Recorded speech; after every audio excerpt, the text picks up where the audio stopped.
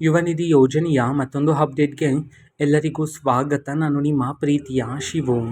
ಇವತ್ತಿನ ಒಂದು ವಿಡಿಯೋದಲ್ಲಿ ಯುವ ನಿಧಿ ಯೋಜನೆಯ ಫೆಬ್ರವರಿ ತಿಂಗಳಿನ ಹಣಕ್ಕೆ ಸಂಬಂಧಪಟ್ಟಂತೆ ಈಗ ಒಂದು ಮಹತ್ವದ ಮಾಹಿತಿ ಅದರ ಬಂದಿದೆ. ಸೊ ಬನ್ನಿ ಅದರ ಬಗ್ಗೆ ನಾವು ಈ ವಿಡಿಯೋದಲ್ಲಿ ಇನ್ಫಾರ್ಮೇಷನನ್ನು ತಿಳ್ಕೊತಾ ಹೋಗೋಣ.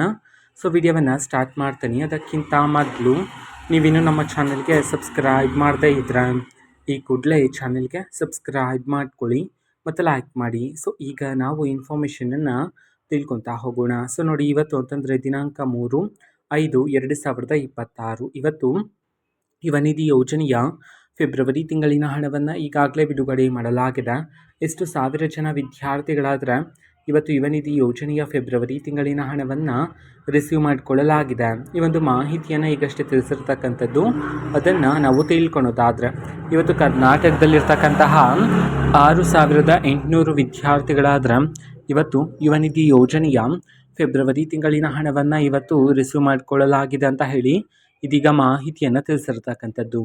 ಓಕೆನಾ. ಸೊ ಇದು ಇವತ್ತಿನ ಒಂದು ವಿಡಿಯೋ. ಇದೇ ರೀತಿ ಇನ್ನು ಹಲವಾರು ಯೋಜನೆಗಳಿಗೆ ಸಂಬಂಧಪಟ್ಟಂತೆ ಮಾಹಿತಿ ಬಂದ ನಂತರ ಆದಷ್ಟು ಬೇಗ ನಾನು ನಿಮಗೆ ಇನ್ಫಾರ್ಮೇಷನನ್ನು ತಿಳಿಸ್ತೇನೆ. ಅದಕ್ಕೋಸ್ಕರ ಚಾನಲ್ಗೆ ಸಬ್ಸ್ಕ್ರೈಬ್ ಮಾಡ್ಕೊಳ್ಳಿ. ಮತ್ತೀಗ ನಾವು ಫೇಸ್ಬುಕ್ಕಲ್ಲೂ ಸಹ ಇದೀಗ ವಿಡಿಯೋಸ್ಗಳನ್ನು ಅಪ್ಲೋಡ್ ಮಾಡ್ತಿದ್ದೀವಿ. ಫೇಸ್ಬುಕ್ ಚಾನಲ್ ಲಿಂಕನ್ನು ಡಿಸ್ಕ್ರಿಪ್ಷನ್ ಬಾಕ್ಸಲ್ಲಿ ಕೊಟ್ಟಿರ್ತೇನೆ. ಕ್ಲಿಕ್ ಮಾಡಿಬಿಟ್ಟು ಫಾಲೋ ಮಾಡಿ.